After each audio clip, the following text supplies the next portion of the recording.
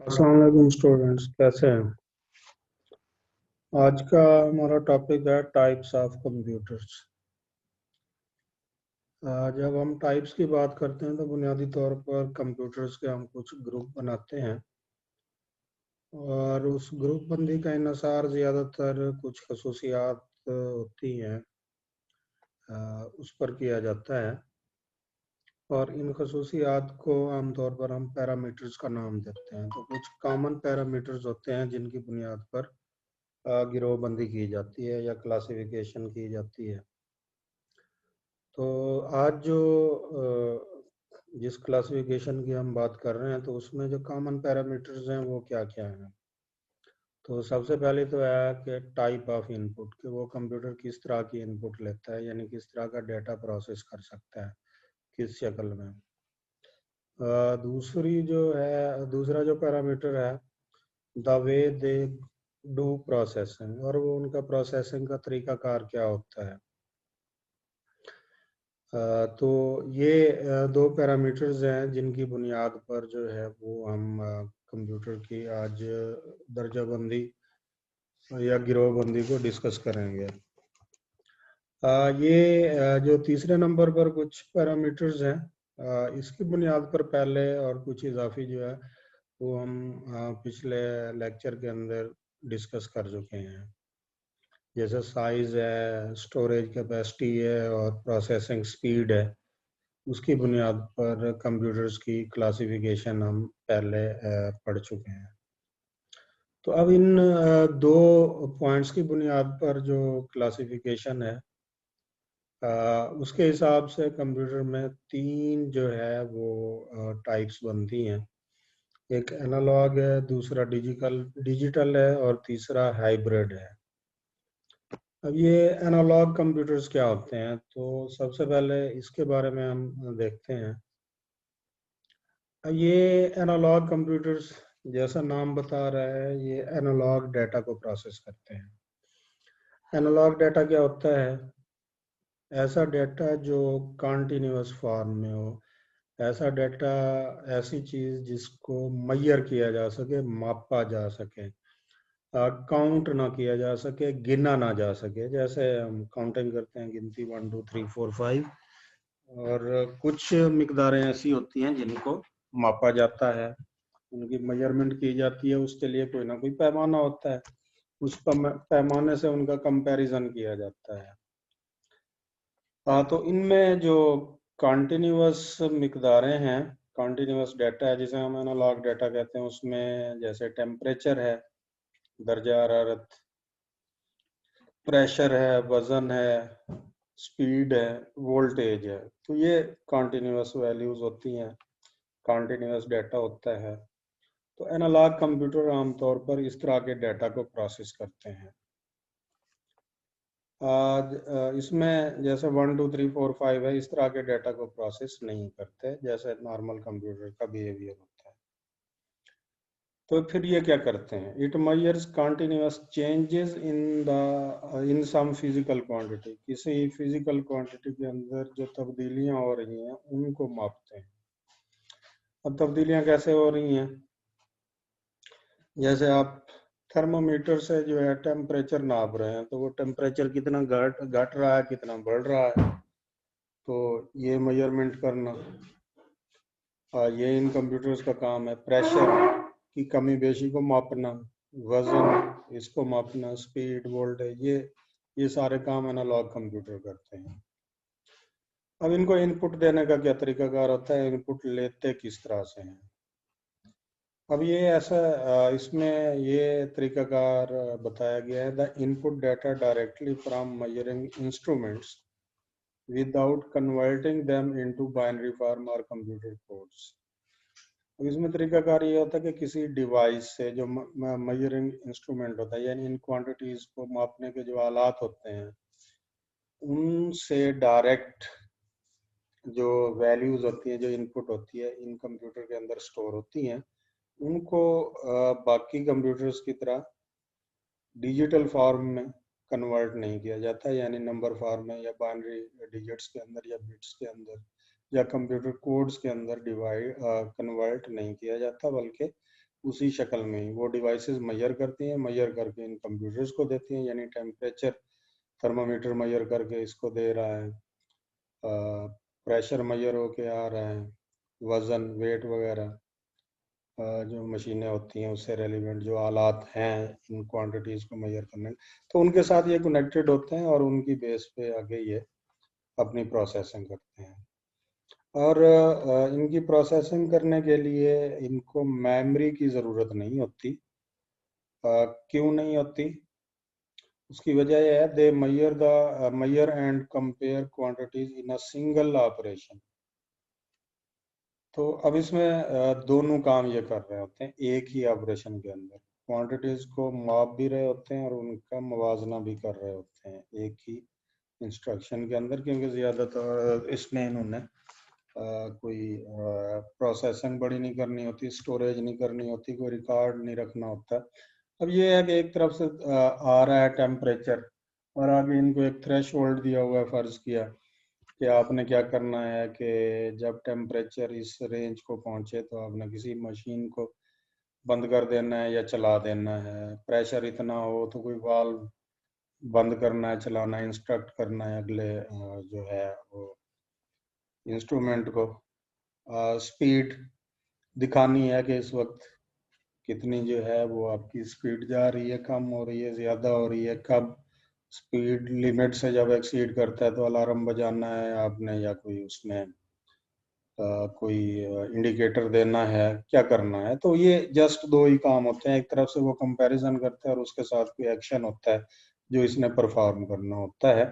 तो क्योंकि बहुत ज़्यादा डाटा स्टोर नहीं करता, जस्ट उसने कंपेयर करना होता है कि एक जो थ्रेशोल्ड दिया हुआ है उसके साथ, कि आपने जैसे भाई 120 किलोमीटर से ऊपर मोटरवे पे गाड़ी जाए तो आपने ड्राइवर को अलर्ट कर देना है कि आप रिस्की स्पीड पे जा रहे हैं, आप वायलेशन कर रहे हैं, ओवर स्पीडिंग पे जा रहे हैं, तो आप रुक जाएं। जस्ट इतना ही काम है।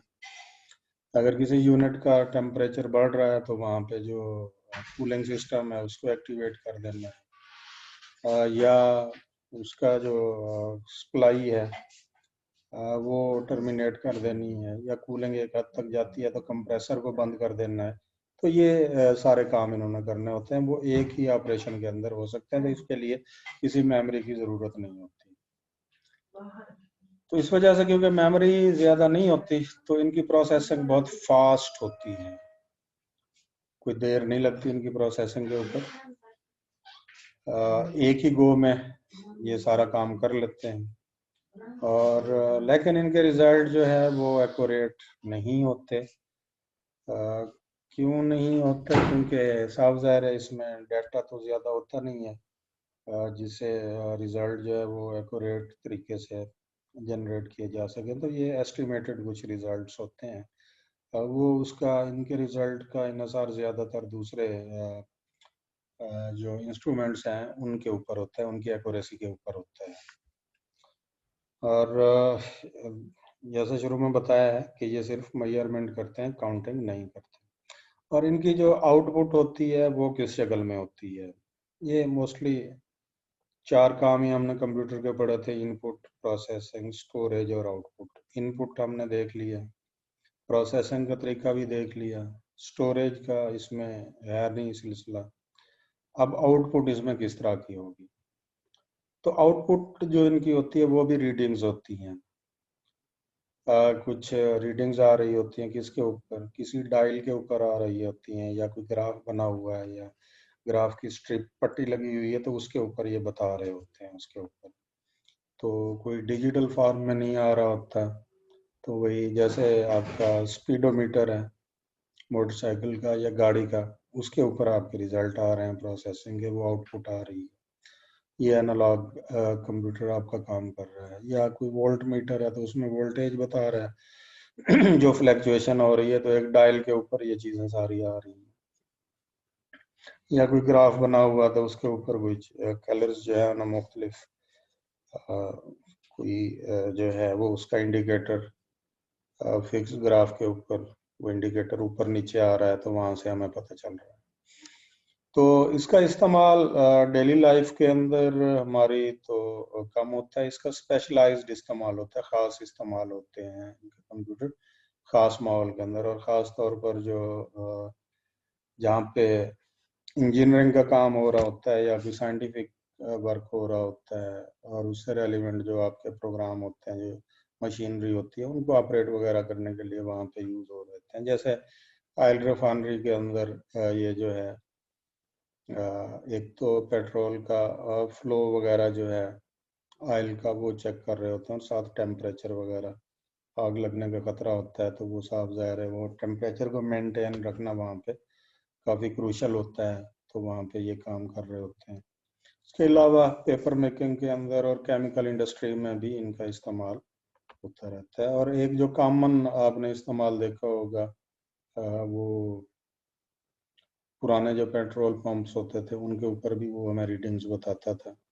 इसके अलावा मुख्तलिफ मशीनों के अंदर यहाँ पे भी आप देख सकते हैं डायग्राम्स के अंदर, तो ये इनकी इनपुट आउटपुट का ये जो है आपके एनालॉग कंप्यूटर मुख्तलिफ शक्लों में आपके सामने डिस्प्ले हो रहे हैं।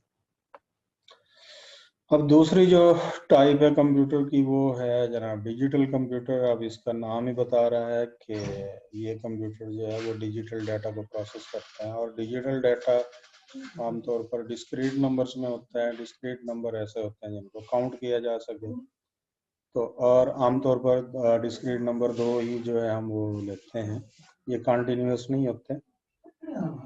जैसे 0 और 1 ये डिस्क्रीट नंबर हैं और इनको हम बाइनरी डिजिट्स भी कहते हैं, और हमारे डिजिटल कंप्यूटर इसी डाटा को इसी शक्ल में प्रोसेस करते हैं, अब बाइनरी नंबर के अंदर कन्वर्ट करके डिजिटल फॉर्म में।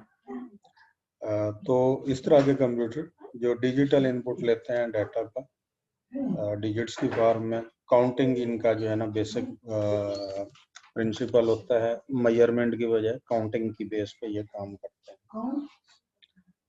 इसके अलावा इसमें जो जो डाटा प्रोसेस हो सकता है वो इसके अंदर जो हमने शक्लें मुख्तलिफ पढ़ी हुई हैं, जैसे टेक्स्ट हैं, नंबर्स हैं। तो ये जो डाटा ये प्रोसेस कर सकते हैं वो टेक्स्ट की शक्ल में भी हो सकता है, नंबर्स, इमेजेस, ऑडियो और वीडियो वगैरह, ये जो इससे पहले हम कंप्यूटर को डिस्कस करते रहे हैं। तो ये मुख्तलिफ शक्लों में डाटा, क्योंकि ये डाटा कंप्यूटर के अंदर आमतौर पर बाइनरी डिजिट्स की शक्ल में स्टोर होता है, बाइनरी फॉर्म में 0101 की फॉर्म में, और ये आमतौर पर डिस्क्रीट नंबर होते हैं। इसके अलावा क्योंकि इसका मैकेनिज्म ही यही है कि इसमें कन्वर्जन लाजमी करना पड़ती है।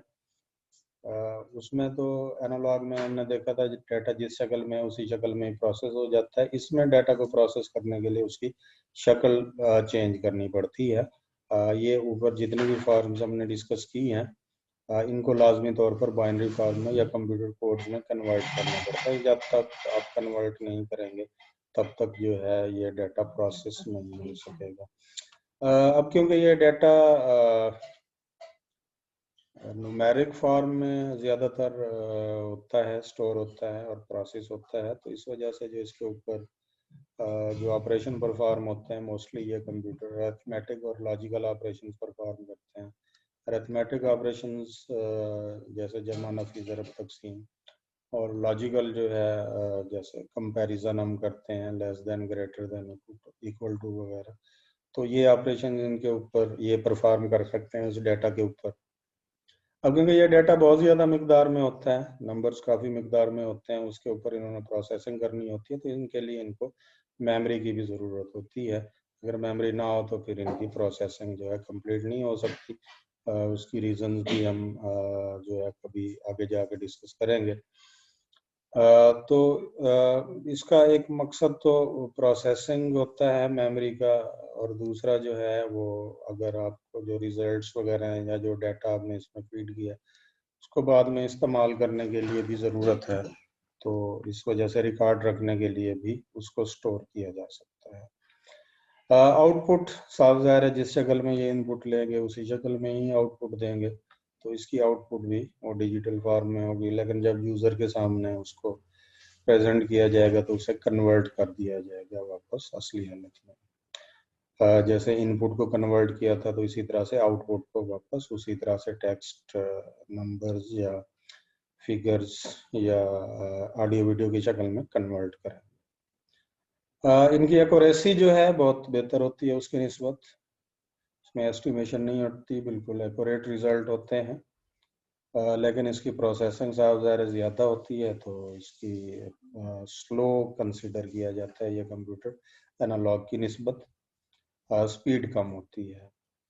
और जो अब इसकी मिसालें, जितने भी कंप्यूटर आजकल आप देख रहे हैं ये अपने इर्द गिर्द, ये सारे के सारे जो है ये इसी कैटेगरी से बिलोंग करते हैं, डिजिटल कंप्यूटर्स ही हैं। इससे पहले जो आपने क्लासिफिकेशन पढ़ी थी, main frame, mini, super, micro, ये सारे के सारे जो हैं ये डिजिटल कंप्यूटर्स ही हैं, उन्हीं की हमने डिस्कशन की थी ज़्यादा। अब जो तीसरी कैटेगरी है वो हाइब्रिड कंप्यूटर्स हैं, और हाइब्रिड का लफ्ज़ जैसे बता रहा है कि ये कोई प्योर एक टेक्नोलॉजी के ऊपर नहीं बने होते, ना वो एनालॉग होते हैं ना डिजिटल होते हैं, बल्कि ये दोनों का कम्बिनेशन होता है, एनालॉग का और डिजिटल का। और उसमें कोशिश की जाती है कि दोनों के जो बेस्ट फीचर्स हैं, जो बेहतरीन उनकी खसूसियात हैं, उनको इकट्ठा किया जाए। जैसा एनालॉग के जो है, एनालॉग कंप्यूटर फास्ट होते हैं तो इनमें वो फास्ट वाली फीचर आ जाती है, स्पीड वाला फीचर वहाँ से लिया जाता है। एक्यूरेसी उसकी ज़्यादा होती है, डिजिटल कंप्यूटर की तो एक्यूरेसी वहाँ से ली गई है। तो इस तरह से जो जो बेस्ट फीचर्स थे उन दोनों के, उनको यहाँ पे इकट्ठा कर दिया गया। तो अब किस तरह की इनपुट आ सकते हैं, किस तरह का डाटा प्रोसेस हो सकता है, तो दोनों किस्म के डाटा जो है वो डिस्क्रीट और कंटिन्यूअस डाटा दोनों इसके अंदर स्टोर हो सकता है और प्रोसेस हो सकता है। आमतौर पर ये डिस्क्रीट डाटा लेते हैं एनालॉग फॉर्म में और उसको फिर वो कन्वर्ट करते हैं, आउटपुट मोस्टली जो है उसकी डिजिटल फॉर्म में देते हैं। ये हाइब्रिड कंप्यूटर आमतौर पर आजकल इसी तरीकाकार के तहत काम कर रहे थे। आमतौर पर इनपुट जो है वो होती है कंटिन्यूअस होती है और आउटपुट जो है वो डिस्क्रीट या डिजिटल होती है। तो ये ख़ास मशीनों के अंदर ही इस्तेमाल होते हैं, अकेले तो इनका वजूद नहीं है। अब इसमें जैसे पेट्रोल पंप्स के ऊपर आप देखते हैं, अब वो पेट्रोल पंप के अंदर जो है ये क्या करते हैं, वो फ्यूल है तो लिक्विड फॉर्म में होता है आमतौर पर, उसकी मेजरमेंट के तरीके पैमाने और होते हैं। तो वहाँ पे इनका क्या काम होता है कि फ्यूल को जो है वो आगे दो चीज़ों के अंदर कन्वर्ट कर देता है, फ्यूल की के फ्लो को मेजर करता है। अब उसको फिर एक तो उसकी क्वांटिटी के अंदर और दूसरा प्राइस के अंदर कन्वर्ट करके यूज़र के सामने डिजिटल फॉर्म में डिस्प्ले करता है। अब आपको पता है कि ये लिक्विड की मेजरमेंट जो है ये कंटिन्यूअस प्रोसेस है। हाँ जी, तो ये देख लिया आपने कि एक तरफ ये इनपुट इसकी कंटिन्यूअस है, लिक्विड का फ्लो मेजर कर रहा है, तो दूसरी तरफ उसको वो फिर कन्वर्ट कर रहा है डिजिटल फॉर्म में, आपके सामने डिस्प्ले कर देता है। मोस्टली आपने इसको एक्सपीरियंस किया होगा जब भी आपने पेट्रोल डलवाया होगा। इसके अलावा जो है हॉस्पिटल्स के अंदर खुदा न खास्ता किसी का आना जाना हुआ तो या देखा हो तो उसमें ऐसा होता है कि जैसे ब्लड प्रेशर है, पल्स रेट है, हार्ट बीट है और बाकी जो वाइटल ऑर्गन्स होते हैं जिसमें ऑक्सीजन की मिकदार और सांस लेने की रफ्तार और जो जो तो वाइटल साइंस को वो आमतौर पर जो है एनालॉग मशीनों से मेजर किए जाते हैं। आपने देखा होगा बीपी ऑपरेटर्स देखा होगा, टेम्परेचर वो थर्मामीटर देखा होगा, ईसीजी वाली मशीन भी देखी होगी। तो वो सारी जो है एनालॉग क्वांटिटीज होती हैं, तो उनको वो इनपुट ले रहा होता है और आगे रिजल्ट उस स्क्रीन के ऊपर डिजिटल फॉर्म में जो है वो डिस्प्ले करा रहा होता है और बड़ी एक्यूरेटली करा रहा होता है और हाई स्पीड के साथ, क्योंकि उसमें डिले नहीं करता, ताकि डॉक्टर्स को मरीज के करंट सिचुएशन का बखूबी अंदाजा होता रहे।